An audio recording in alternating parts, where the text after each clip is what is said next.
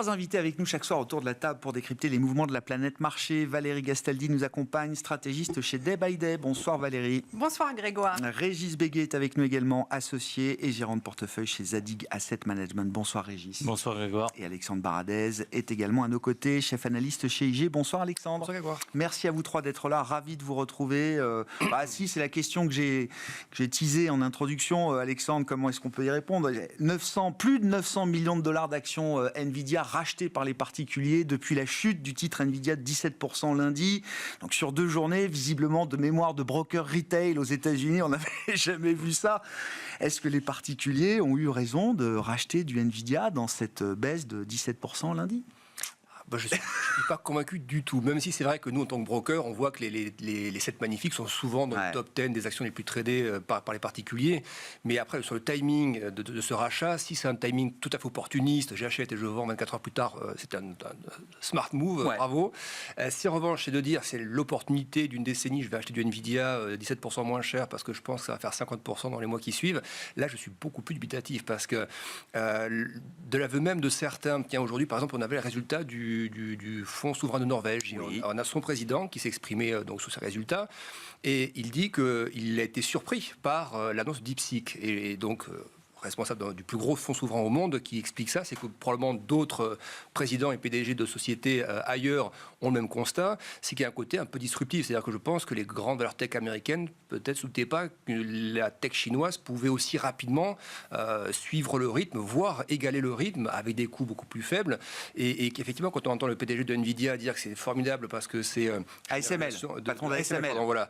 Je ne sais pas si le patron de Nvidia a dit que il y a des expressions un petit peu similaires le jour même, mais si on arrive à faire, à produire autant, voire mieux avec moins, et des puces qui ne sont pas en plus de dernière génération, je ne suis pas convaincu que même pour une boîte comme Nvidia, ce soit une très très bonne nouvelle. Non, on est d'accord. Voilà, et donc j'ai tendance à penser que c'est plutôt une espèce de rebond un peu spéculatif. Ça vient révéler des fragilités qui étaient déjà là dans ces grandes valeurs tech américaines. Souvent, sur les marchés, beaucoup d'informations circulent, mais il y a toujours l'idée d'un catalyste, d'un déclencheur, d'une étincelle qui vient embarquer, déclencher un mouvement, etc. Est-ce que c'est ce moment-là ? Peut-être qu'il est trop tôt pour le dire, j'en sais rien, mais comme vous le dites, DeepSeek, c'est pas une petite histoire, visiblement. Oui, c'est ressemble, parce que quand on regarde finalement le rallye sur la tech, depuis le creux de 2022, donc, qui était une année assez compliquée pour l'ensemble des marchés, le rallye qui a suivi sur la tech, il a été embarqué, le gros surperformeur dans les premiers mois du déclenchement du rallye, c'était le Nasdaq, c'était les valeurs tech, et déjà tiré par ce thème IA. Et ce que les marchés ont salué depuis 2 ans, c'est que non seulement les résultats embarqués étaient très bons, mais que les guidances, trimestre après trimestre, restaient excellentes. Et là, c'est vrai que les guidances, c'est les projections. Quelles vont être désormais les projections des 7 magnifiques dans leurs dépenses d'investissement notamment ? Est-ce que ça vaut le coup de dépenser autant ? Est-ce qu'il ne faut pas commencer à faire un petit peu attention ? Ça me fait penser sous certains aspects à moins grande échelle, mais à ce qui s'était passé pour Meta ou anciennement Facebook avec le métavers. C'est-à-dire beaucoup de dépenses dans le métavers et puis d'un seul coup, on avait fait des économies derrière, on avait licencié quelques personnes aussi. Est-ce qu'on n'est pas dans un moment qui ressemble un petit peu à ça, où finalement on s'est embarqué dans des projections beaucoup trop fortes en termes de dépenses d'investissement et les actionnaires ont peut-être demandé maintenant où est la rentabilité par rapport à mini reset, quoi. Un petit reset, voilà. Sans revenir complètement en arrière, mais remettre les choses... Oui, et dans un environnement, alors on en parlera après, mais où vous avez en plus des taux américains qui restent relativement élevés, Jérôme Powell qui probablement ce soir nous fera à peu près le même discours qu'en décembre. En gros, on fait une pause et tant qu'on n'a pas une bonne séquence de plusieurs mois de baisse d'inflation, etc., statu quo pour l'instant, donc match avec Trump aussi, je trouve que c'est quand même un environnement qui est très challengé entre les décisions monétaires et la partie technologique qui était quand même un gros booster. Et vous l'avez dit aussi, ça ne concerne pas que la tech, c'est-à-dire que les équipementiers, Schneider, Legrand, l'énergie aussi. Donc c'est là qu'on voit comment... C'est tout le thème de l'infrastructure IA. C'est les puces, les serveurs hyperscalers et l'énergie qui est nécessaire. C'est là qu'on voit qu'un thème, finalement, qu'on peut apparenter à un thème très technologique, peut avoir en fait des répercussions en cascade sur des secteurs qui sont un peu moins tech-orientés habituellement, on va dire. Bon, Valérie, force et fragilité du Nasdaq à ce stade-là, comment vous lisez spécifiquement là, cet indice américain aujourd'hui ? Il s'en sort pas si mal.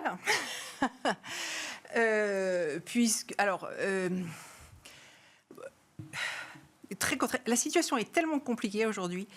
Moi, je m'intéresse avant tout à ce que les marchés pensent. Et donc, je pensais que Nvidia, le jour où elle donnerait un signal de faiblesse, et en l'occurrence, il y avait un beau niveau de support à 128,80, au-dessus duquel elle était depuis quelques mois, qu'elle a enfoncé avec un gap, qu'elle n'a pas réussi à repénétrer hier. Donc ça reste baissier, effectivement, à court terme. Je pensais que le jour où elle donnerait ce signal, on aurait un écho relativement fort sur le Nasdaq. Or, le Nasdaq n'a pas donné le même signal, et même le SOX, donc SOX, indice des semi-conducteurs américains, qui est la plus grosse capi, c'est Nvidia, mais elle est, en termes de poids dans le SOX, il y a des caps, on appelle ça des caps, donc des maximums qui sont donnés, des et limites, donc il y a des limites, et donc elle n'emporte pas le gros morceau. Quand même. Donc ça n'a pas cassé de support non plus pour le moment. Donc si le mécanisme des poupées russes se met en place, on sent que le marché n'a pas encore basculé du côté noir de la force. Ok. Et que le crack, peut-être, va prendre du temps. Ok. Voilà. Je dis peut-être parce que en fait, il y a tellement d'algorithmes sur ce marché qui font tous la même chose au même moment que parfois ils se mettent tous à défaire la même chose au même moment, et que tout part en le mot qu'on n'a pas le droit de dire sur un plateau de télé à toute allure. Mais c'est pas gagné. Je suis assez surprise du fait que ça soit pas synchronisé. Et en fait, il y a aussi ce problème de marché de taux quand même qui est très important. Qui illustre la problématique économique, macroéconomique américaine et la façon dont elle va se diffuser dans le monde, qui peut aussi venir équilibrer et qui, pour le moment, met tout en sourdine. C'est qu'on n'a aucune visibilité sur la vitesse à laquelle Trump va mettre en place son programme. Pour le moment, on voit qu'il est surtout intéressé par s'enrichir très très vite. Ça, il met tout en place très vite. Mais pour le pays, ça va beaucoup moins vite. Oui, la séquence est encore floue. Oui, tout à fait. Et donc, comme la séquence est floue, la séquence de la Fed est floue. Et si la séquence de la Fed est floue, ça veut dire que la séquence des valorisations au sens large du marché américain, elle reste en pointillé. Voilà. Donc, on a encore un certain nombre de déterminants qui sont à découvrir et qui peuvent donner lieu à beaucoup de remous dans les marchés. Et j'ai l'impression que c'est plutôt ce à quoi il faut se préparer, parce qu'il y a une dispersion phénoménale. Et donc, ça rend les choses vraiment très compliquées à lire. Alors, bruit, je pense qu'il ne faut pas se laisser emporter par les émotions. Ouais. Parce que c'est vraiment l'envie qu'on a en ce moment, vu que les nouvelles sont toutes exceptionnelles. On n'a que des nouvelles exceptionnelles qui se succèdent les unes les autres. C'est-à-dire, c'est quoi que des nouvelles exceptionnelles qui succèdent ? Là, cette histoire de DeepSeek, c'est énorme. Oui. Ah, bien sûr. Non, mais bien sûr. Le Trump Coin, c'était énorme. Ah oui. Le coup de dire on va mettre des droits de douane au Canada et au Mexique, qui sont les deux voisins les plus proches, tout de suite comme ça, c'était énorme. Enfin, il y a tout le temps des nouvelles qui sont déstabilisantes. Qui viennent prendre un peu à revers. Je suis d'accord. Qui prennent à revers. Ouais. Ok.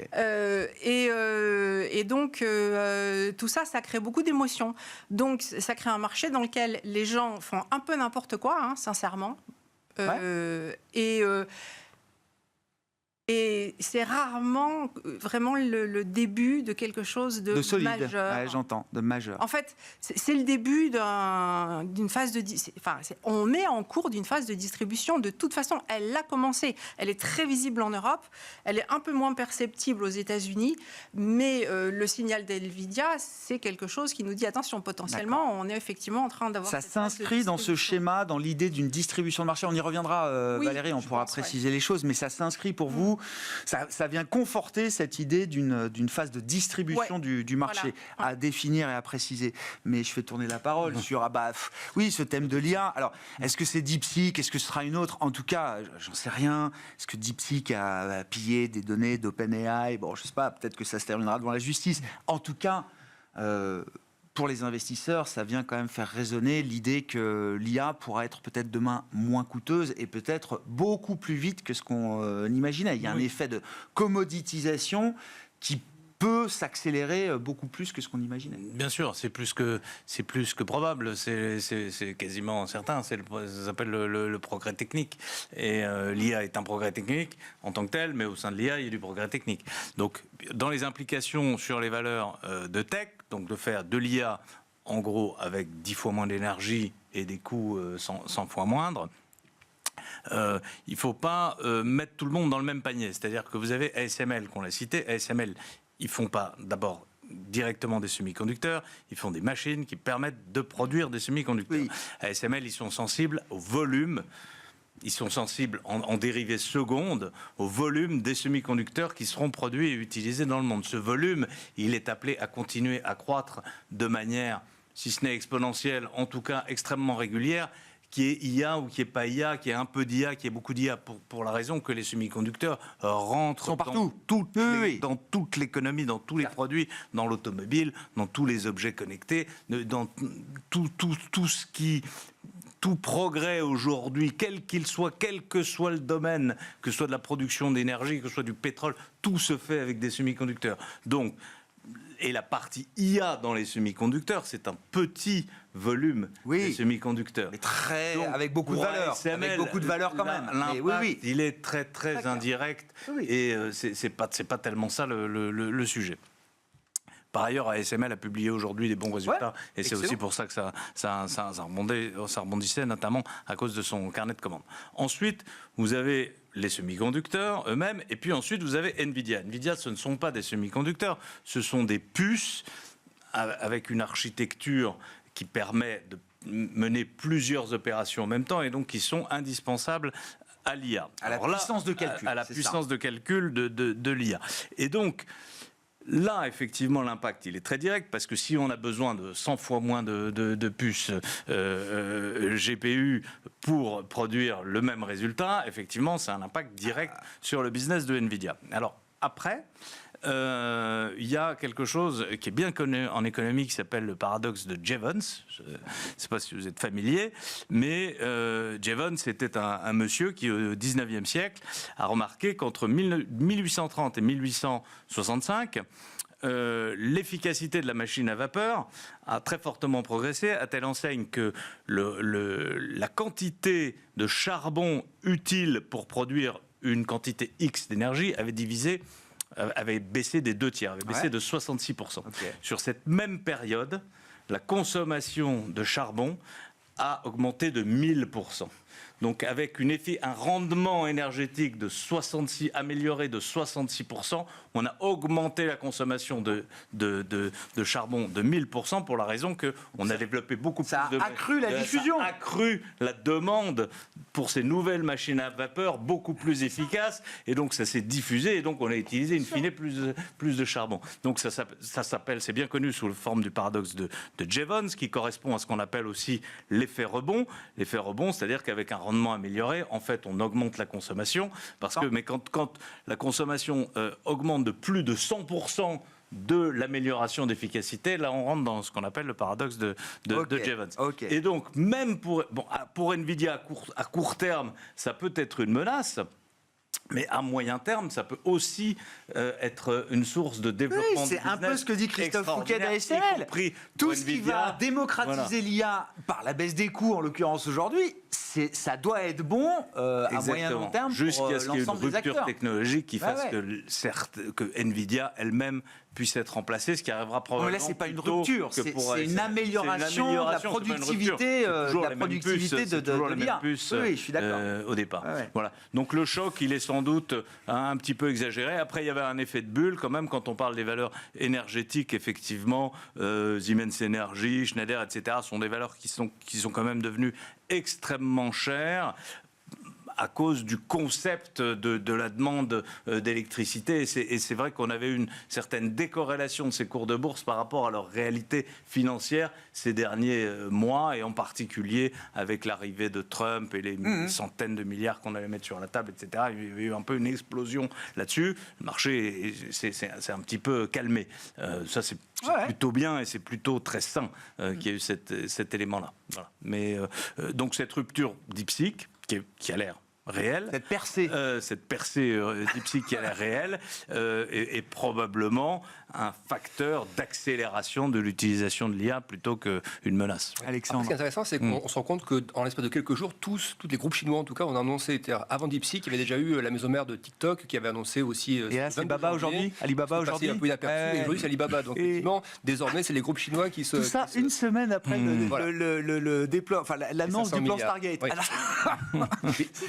Donc, il y a quand même aussi peut-être un répercussion à plus grande échelle à mesurer. C'est-à-dire qu'on arrive sur un nouveau terrain de conflit États-Unis-Chine, il y en a plusieurs, mais ça, c'est un nouveau terrain de conflit. Le technologique a toujours existé comme terrain de conflit, mais celui-ci, plus particulièrement maintenant, vu que c'est presque un affront pour Trump, on a nos 500 milliards, et moins d'une semaine après, on se prend une claque par DeepSeek, qui est une start-up à 6 millions de dollars.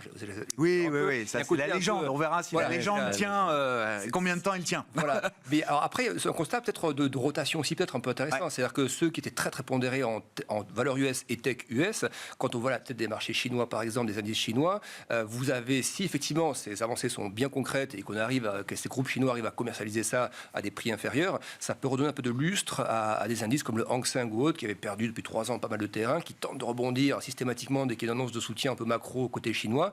Et là, on arrive sur le thème un peu micro, qui peut être la couche en fait de soutien supplémentaire avant que tout reparte un peu plus fortement, la macro, etc. Donc peut-être qu'il y a des opportunités à saisir. C'est des valeurs qui se payent 2 fois moins cher, grosso modo. Mais il y a un peu l'idée d'une mécanique de vase communicant. Peut-être, attention, des faiblesses ou des fragilités révélées aux États-Unis qui peuvent redonner un peu de lumière ou un peu d'intérêt en dehors de ce marché américain dominateur, tout-puissant, exceptionnel. Oui, on l'a vu sur une micro-échelle, mais le jour où le Nasdaq, dès le matin, les futurs Nasdaq étaient à moins 4%, c'est-à-dire lundi, on avait un Hang Seng qui lui était à plus 1 et quelques. C'est pas non plus 5, mais voilà, on sentait que ça tenait quand même pas trop mal, alors qu'habituellement, quand il y a une vraie problématique tech à l'échelle mondiale, toutes les valeurs tech baissent partout, Europe, États-Unis, Chine. Là, c'était pas le cas. Donc peut-être qu'il y a un peu d'opportunité qui apparaît de ce côté-là. Et pour l'Europe, peut-être aussi un petit peu. C'est-à-dire qu'il y avait déjà des opportunités par rapport aux valorisations. Si là, effectivement, le thème, il est maintenant là-dessus, sur les valos de ces groupes américains. Si on considère qu'effectivement, on est trop surpondéré sur ces valeurs-là, on peut retrouver quelques opportunités en Europe, un peu moins chères, un peu diversifiées.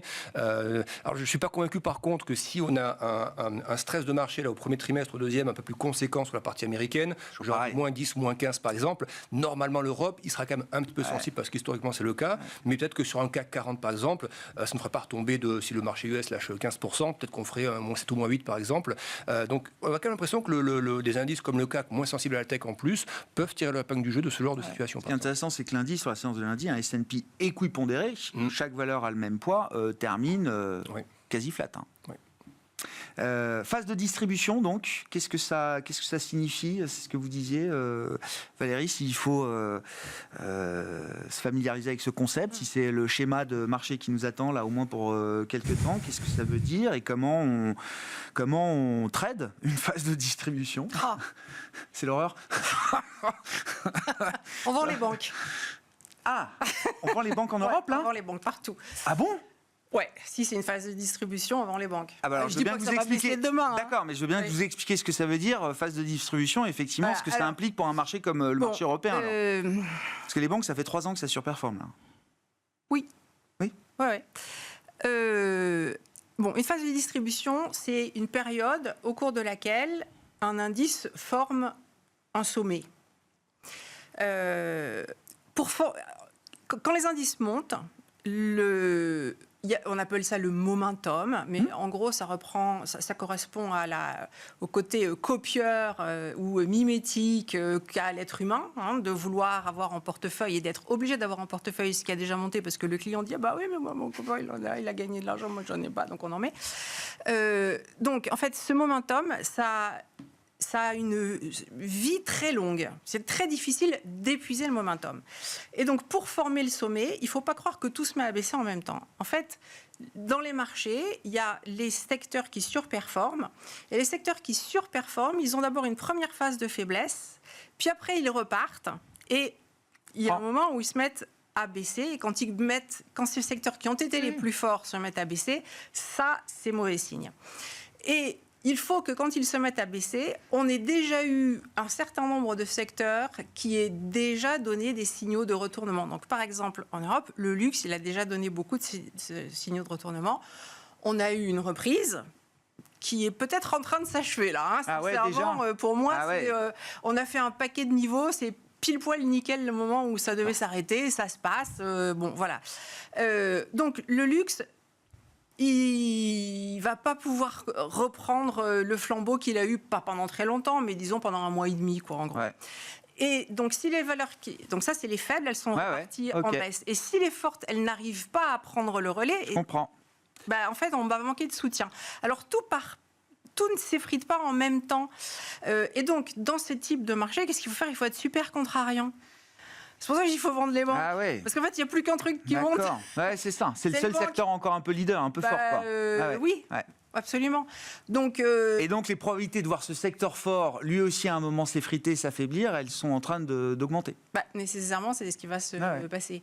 Voilà. Donc, il y a un moment où les banques doivent baisser. À ce moment-là, peut-être que c'est la santé qui va monter ou l'énergie, parce que souvent, banque énergie, ça s'arbitre. On a eu un moment qui était vraiment anti-banque, anti-énergie en 2018-2019, quand on avait des taux qui étaient bien sûr. Tapis. Mais sinon, dans un marché qui a des taux et une pente de taux, une courbe de taux à peu près normalement constituée, ce sont des secteurs qui très souvent s'arbitrent au moins en termes de performance relative.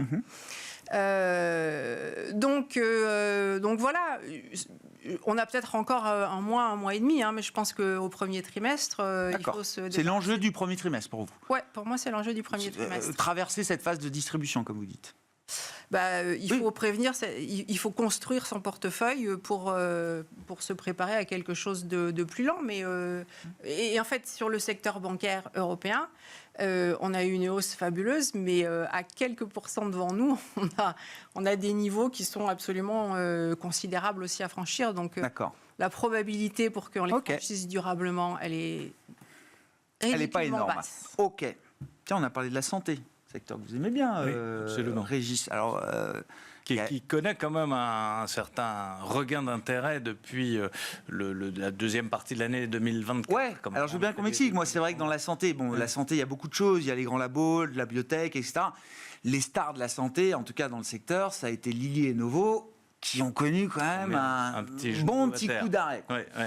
Alors, partant de là, qu'est-ce qui vous intéresse dans ce secteur? Précisément, si on vient sur l'Europe, mais c'est un peu vrai aux États-Unis avec Eli Lilly, Novo Nordisk a attiré à ce point tous les projecteurs qu'il y avait très peu d'intérêt pour d'autres valeurs de la santé et de la pharma en particulier. Il y a eu quand même une très belle performance d'une valeur en Europe qui s'appelle UCB, qui a eu une performance remarquable, mais c'est vrai que globalement, le secteur a été assez tenu à l'écart. En partie à cause des projecteurs qui étaient attirés sur Novo Nordisk. Quand Novo Nordisk a commencé à montrer des signes de faiblesse, ça a commencé en fait pendant l'été, où finalement on attendait que la production de GLP-1 soit suffisamment abondante pour répondre à la demande, et puis ça s'est produit. Enfin, la production était finalement Ils ont beaucoup investi dans la production. Et puis finalement, à ce moment-là, la demande n'a pas continué sur sa lancée. Puis il a commencé à y avoir des inquiétudes sur le prix. Il a commencé à y avoir un peu des questions de prix. Et puis ça s'est très mal terminé en 2024 avec le prochain produit de Novo Nordisk qui s'appelait CagriSema, et sur lequel il y avait une étude sur laquelle le marché misait sur une baisse de poids de 20%, de 25%, et qui est tombé à 22, 22,7. À 22,7. Je vois que... je suis à 22,7, absolument. 1,3 point d'écart, 2,3 points d'écart. 2,3 points d'écart, c'est beaucoup parce que 22,7, ça nous rapproche du produit qui existe déjà sur le marché, qui est celui des Lilly, et par conséquent, là, il n'y avait plus cette différenciation. Et ce qui est le gros problème de Novo Nordisk, il faut quand même l'avoir en tête, c'est que Novo Nordisk fait 90% de son chiffre d'affaires sur un produit qui s'appelle le sémaglutide, dont le brevet va commencer à tomber à partir de 2026. D'accord. Et tombera définitivement partout. Donc en là, 2032. il y a quand même une course de vitesse par rapport à ce genre de brevet. Avoir des produits relais, vous voulez, pour justifier le niveau de valorisation, pour pouvoir se projeter dans la pharma. On se projette très loin. On se projette à 10, 15 ans, avec une très bonne visibilité. Mais après, il faut quand même renouveler son pipeline. C'est le problème de toutes les pharmas. Et là, sur Novo Nordisk, il y a quand même une grosse question. Et donc, plus généralement, sur les pharmas en Europe, qui étaient tombés à un niveau de valorisation très bas, on retrouve de l'intérêt. On retrouve de l'intérêt pour d'autres pathologies aussi que le surpoids et l'obésité, qui certes sont des grandes questions, mais il y a plein d'autres questions quand même dans la santé qui avaient été effectivement un peu occultées par l'obsession sur le... Il y a eu 2 ans de buzz massif sur les GLP-1, de croissance évidemment très très forte aussi, qu'il faut pas nier. Et des avancées médicales spectaculaires. Enfin, je veux dire, rien n'est remis en cause de ce point de vue-là. Spectaculaire, je ne sais pas si c'est spectaculaire, mais j'en discute avec d'autres qui trouvent ça spectaculaire. Mais vous savez, sur la protection du cœur et du rein, les SGLT2 qui existent depuis 8 ans, qui sont 5 fois moins chers que les GLP-1, arrivent au même résultat, ont exactement le même résultat. Donc, voilà, il y a eu quand même beaucoup d'agitation. On réinvente un peu la roue. Au cours de quelque chose qui était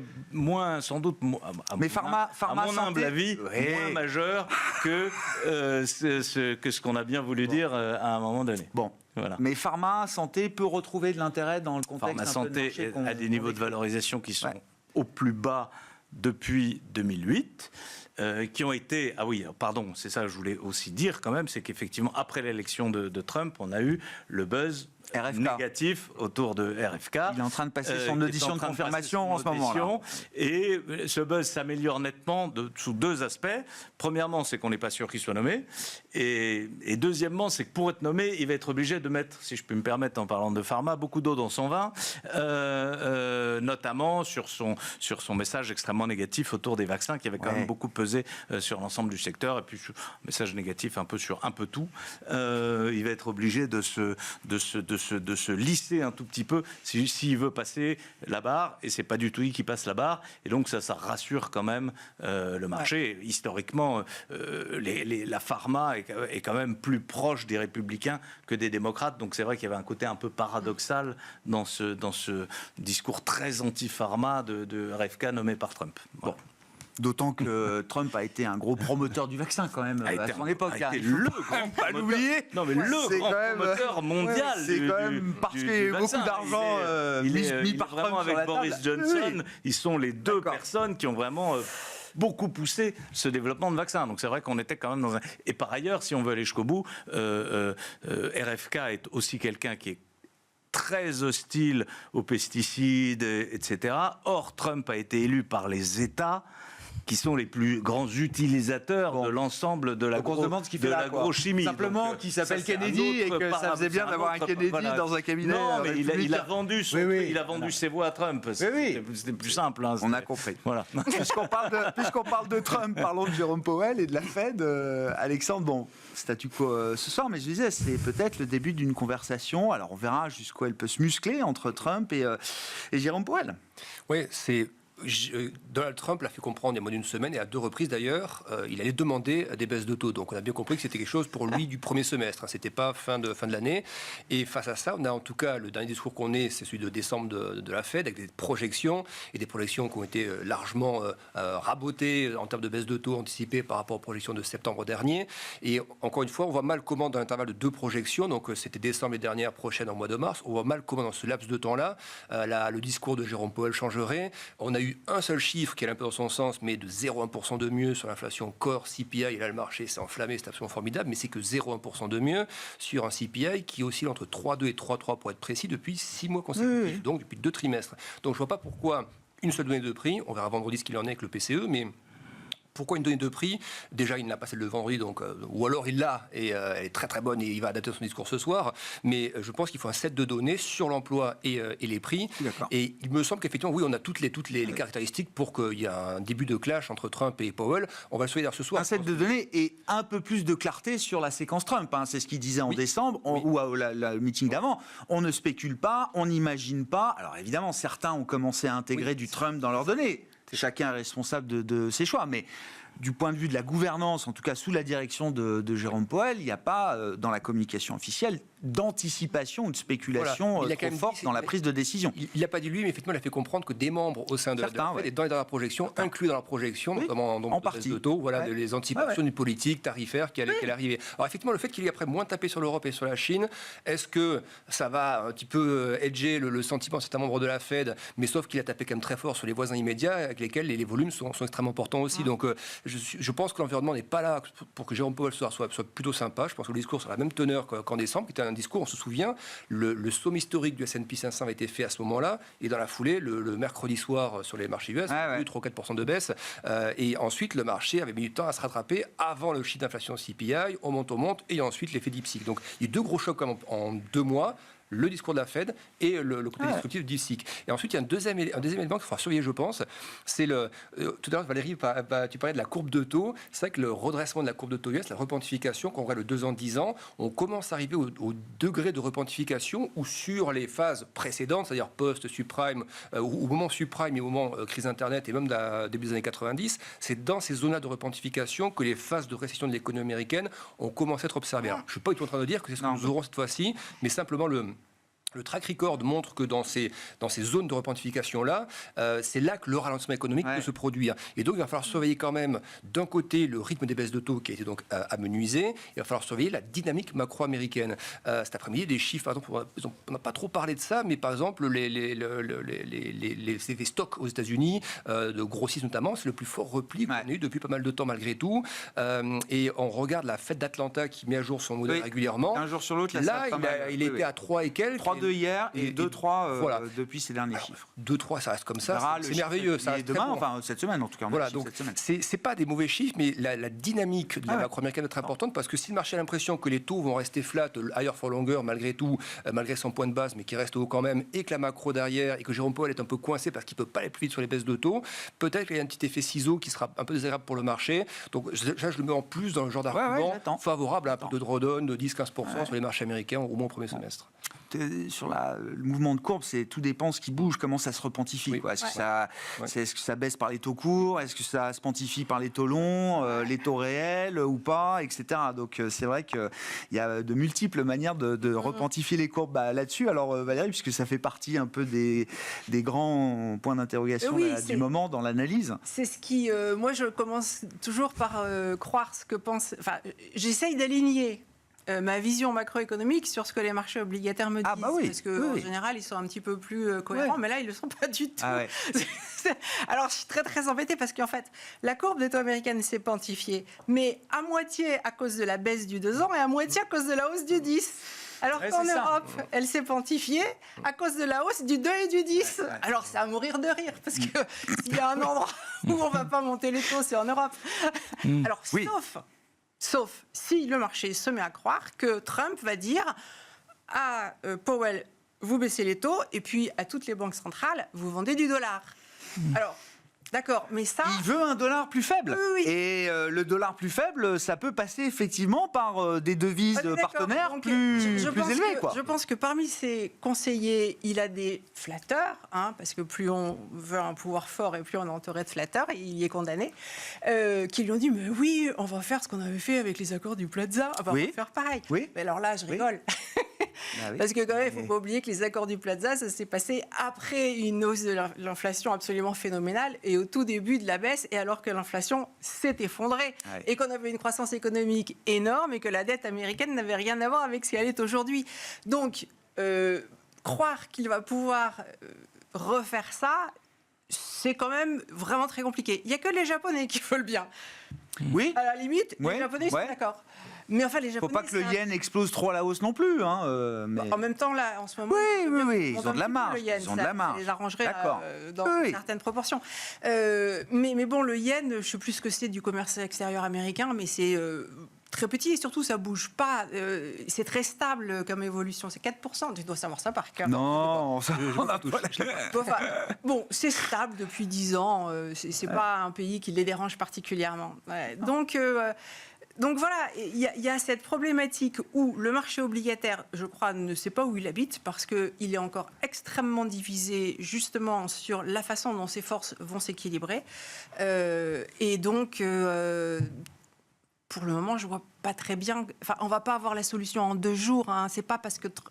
Mais l'enjeu, c'est quoi ? C'est de savoir si on a des taux longs qui cassent les sommets qu'on atteint. Continue à monter. D'accord. 2017, le dollar a pas mal baissé, quelques mois après l'élection de Trump. Oui, il a commencé par monter, puis après il a baissé. Oui, tout à fait. Oui, mais enfin bon, c'est pas pour ça que ça va se repasser. Non. Enfin. moi, je n'ai jamais vu un gouverneur de banque centrale qui ait réussi à fixer le taux de change qui lui convenait. Pendant 3 jours, oui. Okay, mais parlez-en à tous les gouverneurs. Non, les interventions généralement sont vouées à l'échec, oui. Ils ont beaucoup transpiré. À moins d'interventions très coordonnées, effectivement, généralement, ça ne dure pas très très longtemps. Voilà. Ça envoie un signal, on va dire. Un président. Mais, faut pas croire. Bon, sur ces enjeux, puis je rebondis sur ce que disait Alexandre sur les tarifs. Là, il y a une interview dans Bloomberg de Chrystia Freeland, qui est la femme politique canadienne qui pourrait prendre la succession de Justin Trudeau à la tête du Parti libéral et donc peut-être devenir Premier ministre canadien. Elle a une vision de Trump très claire. Elle a échangé avec l'administration de Trump et tout. La vision sur les tarifs, elle dit, je comprends que c'est très clair dans sa tête. Il veut, à travers les partenaires, démontrer sa puissance à la Chine. C'est-à-dire que l'idée, c'est je vais taper sur mes alliés, Canada, Mexique, et effectivement, c'est pas ceux dont on imagine. Mexique peut-être, mais Canada, c'était pas dans les cartes et pas dans le programme de Trump. Taper très fort, montrer qu'on peut être très méchant avec des gens qui sont pourtant des partenaires et des alliés historiques pour envoyer un message à la Chine en disant, regardez, si on est capable de faire ça avec les gentils Canadiens, elle le dit à peu près comme ça. Imaginez ce qu'on peut faire avec vous. Bon. C'est Trump, quoi. C'est possible. Je ne sais pas si ça fonctionne à l'arrivée, mais en tout cas, c'est une manière de lire Trump qui est peut-être pas complètement en dehors des clous. Mais cette affaire de tarifs, c'est un petit peu comme RFK, ça ne sert aucun, en réalité, de ses intérêts. Donc je comprends qu'en réalité, c'est un argument électoral, et voilà, il fait beaucoup de buzz autour de ça. Je suis convaincu qu'il ne fera pas le quart du tiers du commencement. Pour la publicité qu'il en fait et la réalité, vous dites qu'il y aura un écart majeur. Énorme. Pour la raison que, d'un point de vue de l'économie américaine, ces tarifs n'ont strictement aucun intérêt, ni les uns ni les autres. On parle de la force du dollar. Pourquoi le dollar est si fort ? À cause de la menace des tarifs qui affaiblit les devises émergentes. Première raison. Deuxièmement, à cause de l'inflation, évidemment, que créerait l'émergence de ces tarifs, qui ferait de l'inflation aux États-Unis, qui renforcerait donc la rémunération, enfin qui obligerait la Fed à monter ou à garder des taux élevés, et donc augmenterait la rémunération du dollar, et donc aurait un effet aussi positif sur le dollar. Alors après, à terme, l'inflation, normalement, ça finit par dévaluer la devise. C'est boom bust, ça peut... À court terme, ça aura un effet positif. Et ensuite, quand on y réfléchit 2 secondes, ça sert les intérêts de qui, les tarifs ? C'est pour favoriser qui ? Parce que les États-Unis sont dans une situation qui est extrêmement différente de l'Europe. L'Europe, on parle de tarifs, par exemple, dans l'automobile électrique. Pourquoi ? Parce qu'on fait des réglementations où on force les clients à acheter des voitures électriques. Et il se trouve que les Chinois sont plus performants que les Européens dans les voitures électriques. Donc on dit, ah bah oui, mais alors on ne peut pas sponsoriser les Chinois, donc on va faire des barrières tarifaires. Mais aux États-Unis, on n'est pas du tout dans cette situation-là. On est en situation de plein emploi. On est en situation où il y a plutôt encore, je parle sous le contrôle de mes amis économistes, de la pression sur les salaires. Personne n'est économiste ici, mais c'est pas grave. Oui. On a tous 2-3 notions. De la pression haussière sur les salaires. Donc, je suis d'accord. À part comme un slogan et un argument électoral, quel est l'intérêt de mettre des tarifs sur la Chine, sur le Mexique ? Si vous voulez avoir moins de Mexicains aux États-Unis, le mieux à faire, c'est d'avoir une économie mexicaine qui soit dynamique pour que les Mexicains aient envie de rester chez eux. L'aspect négociation transactionnelle, j'entends. Le plus possible au Mexique. Il y a un point qui est différent par rapport à la première guerre commerciale, c'est qu'il crée à côté de l'ARS, le service des revenus internes, il crée le IRS, le service des revenus externes. Ce service des revenus externes doit être alimenté par la manne des tarifs qui vont rapporter des milliers de milliards, qui vont servir à financer les baisses d'impôts, à garantir une forme de statu quo budgétaire, voire à se désendetter. C'est ce qu'il dit à Davos dans son speech à Davos. Donc en fonction de son public, il s'adapte. Mais en tout cas, il voit les tarifs comme une ressource fédérale qui permet de baisser les impôts pour l'Américain de la working class qui a voté pour lui. C'est supposé, comme nos amis politiques français, supposer qu'on n'a aucun impact quand on impose un tarif. Et donc, de la même manière que quand quand on propose un impôt. C'est On verra. supposer qu'il n'y a pas un rendement décroissant de l'impôt comme un rendement décroissant des tarifs. Et donc, voilà, moi je pense que la logique, le principe de réalité l'emportera sur les slogans politiques. En tout cas, c'est vrai, pour conclure avec vous, Alexandre, là-dessus, l'incertitude déjà génère des effets de marché peut-être même plus importants qu'une annonce de tarif au final. Oui, des effets de marché, mais après, ça a aussi des vertus. C'est-à-dire que Trump, à chaque fois qu'il a été élu, en face, ça réagit. L'Europe, ça réagit. On a vu là, c'est la divulgation aujourd'hui un peu de la ligne de route de l'Europe, etc. Donc, de simplification, réduire les charges administratives, etc. Alors, ça se fera à la vitesse de l'Europe comme d'habitude, mais c'est quand même pas mal parce que ça, pour les marchés, ça peut être, je dis pas tout de suite, mais c'est des horizons peut-être de 2 ans, 3 ans. Une fois que la mousse Trump sera un peu évacuée, si vous avez un euro qui n'est pas très élevé, des taux européens qui ont une BCE avec la BCE, et que vous avez en plus d'un petit, je dis pas un choc de simplification, le mot choc en Europe c'est assez rare, mais un début de processus de simplification. Il y en a eu des chocs, mais, pas les bons. Il y a des pistes que je trouve, c'est bien d'entendre l'Europe parler de ça. Il y a 2 choses qui m'ont intéressé aujourd'hui.